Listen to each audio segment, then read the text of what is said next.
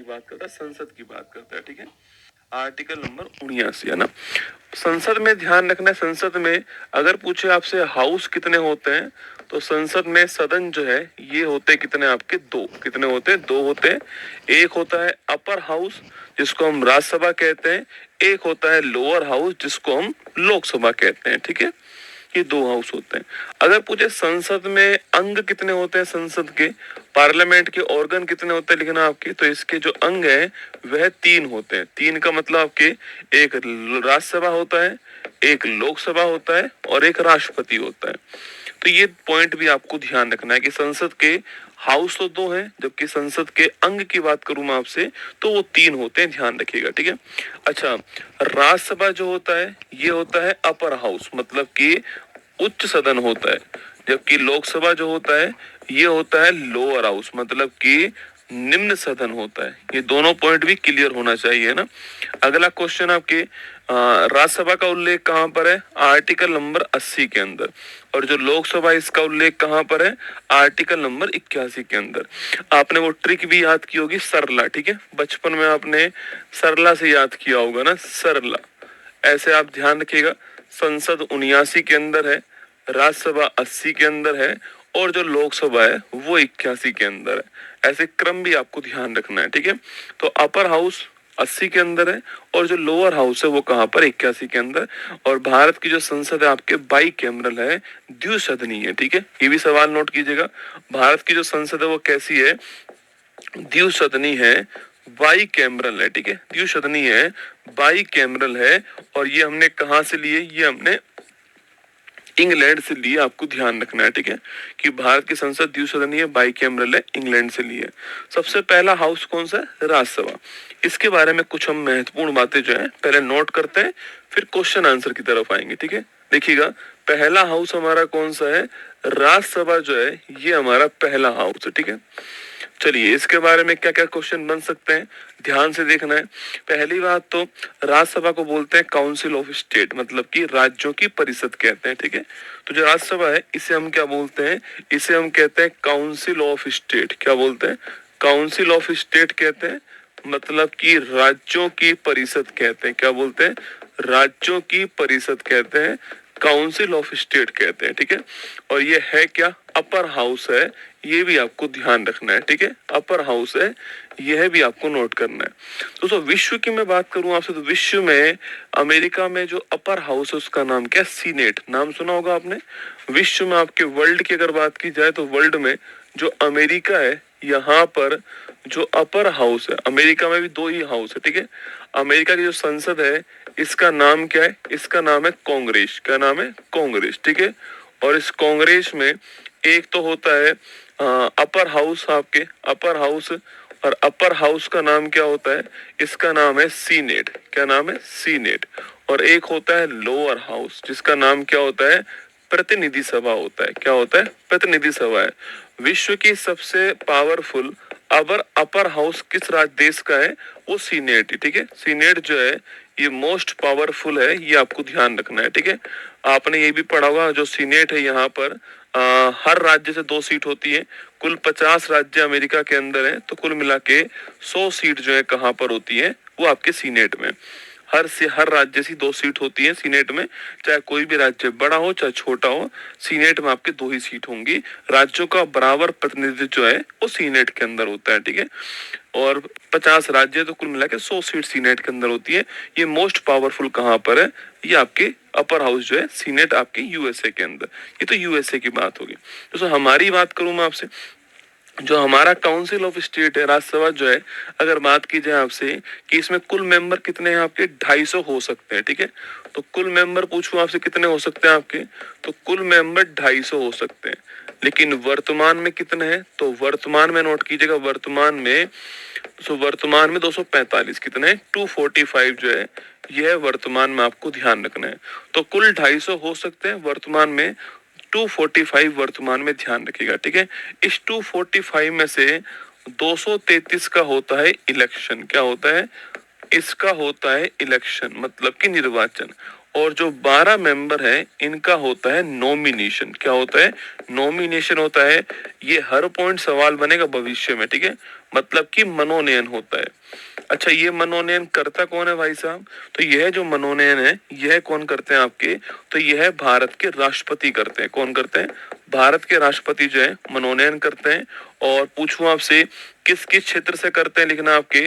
तो साहित्य, साहित्य, कला, विज्ञान और समाज सेवा। साहित्य, कला, विज्ञान और समाज सेवा जो है इन 4 क्षेत्रों में से 12 मेंबर जो है राज्यसभा के अंदर राष्ट्रपति नॉमिनेट करते हैं। एग्जाम में सवाल पूछ सकता है, ध्यान रखना है, ठीक है। वहीं 233 जो आपके मेंबर्स हैं उसे इनका इलेक्शन होता है, ठीक है। इसमें से 225 मेंबर जो है वो कहाँ से होते हैं? स्टेट से। कहाँ से होते हैं? स्टेट से होते हैं। और 8 मेंबर कहाँ से होते हैं? यूटी से, है ना। तो 225 जो है आपके वो स्टेट से होते हैं और जो 8 मेंबर आपके वो यूटी से होते हैं। आपको ध्यान रखना है। अब मुद्दा ये आता है कि किसी भी व्यक्ति को राज्यसभा का चुनाव लड़ना है दोस्तों, तो न्यूनतम आयु कितनी चाहिए होती है? 30 वर्ष आपकी न्यूनतम आयु चाहिए होती है। ध्यान रखिएगा, यहाँ पर जो मिनिमम एज का कंसेप्ट है आपके वो कितना है? तो मिनिमम एज जो है आपके वो 30 वर्ष चाहिए। कितनी चाहिए? 30 वर्ष चाहिए। आपको ध्यान रखना है, ठीक है। 30 वर्ष आपकी न्यूनतम आयु होनी चाहिए।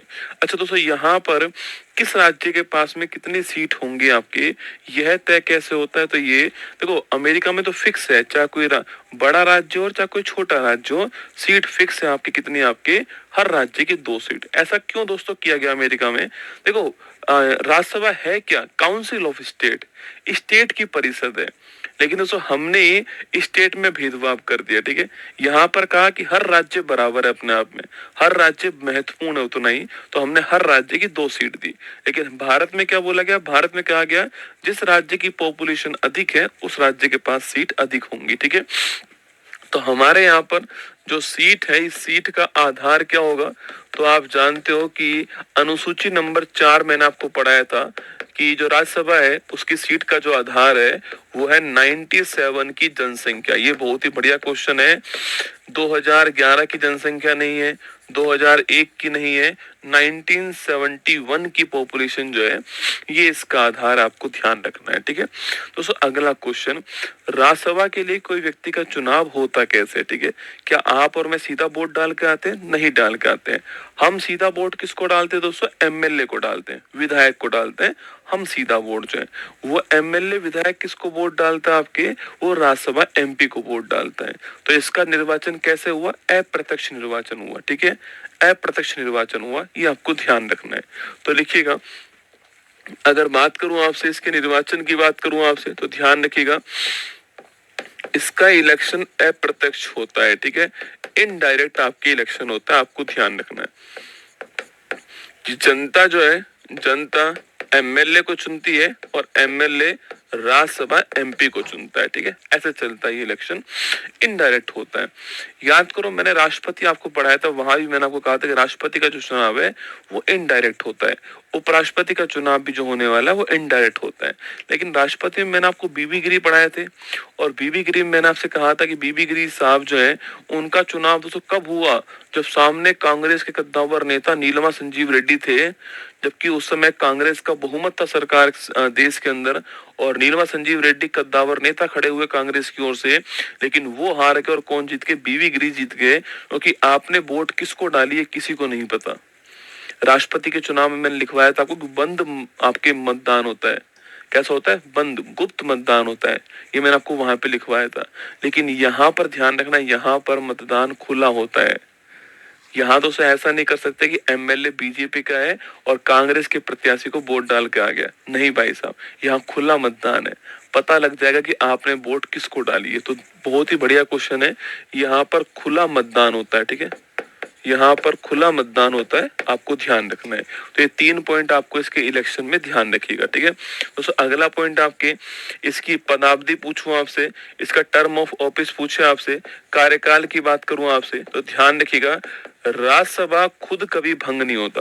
जैसे लोकसभा का कार्यकाल 5 साल होता है जनरली, है ना। राज्यसभा का कोई कार्यकाल नहीं होता है। राज्यसभा एक स्थायी सदन है, ये हमेशा रहेगा। राज्यसभा के मेंबर्स का कार्यकाल होता है 6 वर्ष। कितना 6 वर्ष, हर 2 वर्ष में 1/3 मेंबर आपके हटते रहते हैं और नए 1/3 मेंबर आते रहते हैं ना। तो ध्यान रखिएगा, राज्यसभा का आपके राज्यसभा जो है यह एक स्थायी सदन है, ध्यान रखना आपके एक स्थायी सदन है। अगला पॉइंट लिखिएगा, और जो इसके मेंबर हैं इनका कार्यकाल होता है कितना आपके, इनके मेंबर का जो कार्यकाल होता है वो होता है, कार्यकाल होता है 6 वर्ष। कितना होता है, 6 वर्ष होता है, जिसको 2 वर्ष में, हर 2 वर्ष में 1/3 मेंबर जो है वो हटते रहते हैं। हर 2 वर्ष में 1/3 जो मेंबर हैं ये हटते रहेंगे आपके, और ऐसे 6 वर्ष कार्यकाल चलेगा। राज्यसभा का विघटन नहीं होता है, ठीक है, राज्यसभा का विघटन नहीं होता है, आपको ध्यान रखना है ना, इसका विघटन नहीं होता है, ये भी पॉइंट आपको ध्यान रखना है राज्यसभा के बारे में, इसका दोस्तों विघटन नहीं होता है, ये आपको कार्यकाल में ध्यान रखना है। तो मेंबर्स सीट का जो आधार है वो कैसे होगा, इलेक्शन कैसे होता है, कार्यकाल क्या होता है, और विश्व में आपको सीनेट के बारे में बताया गया। दोस्तों आगे देखिए, अब पूछूं आपसे, जो पहली राज्यसभा है, अगर बात की जाए आपसे, राज्यसभा जो है इसका जो फर्स्ट राज्यसभा है इसकी शुरुआत कब होती है, जो पहला सत्र है यह भारत में कब हुआ था, तो यह 1952 के अंदर हुआ था। 13 मई 1952 को ये पहला सत्र जो है इसका आयोजन हुआ। तो पहला सेशन कब होता है, 13 मई 1952 को पहला सेशन जो है इसका आयोजन किया गया, ध्यान रखना है, ठीक है। इसी दिन लोकसभा जो है उसका भी पहला सेशन हुआ। तो पूछे पार्लियामेंट का पहला सेशन कब हुआ, ये आपके इसी तारीख को हुआ। एक छोटी सी बात बोल रहा हूँ आपसे, जब भी पेपर वाला कहे कि पार्लियामेंट का सत्र चल रहा है, इसका मतलब ऑटोमेटिक ही है कि लोकसभा और राज्यसभा दोनों का सत्र चल रहा है। अगर किसी एक का भी नहीं चल रहा है तो पार्लियामेंट का सत्र नहीं चल रहा है, ठीक है।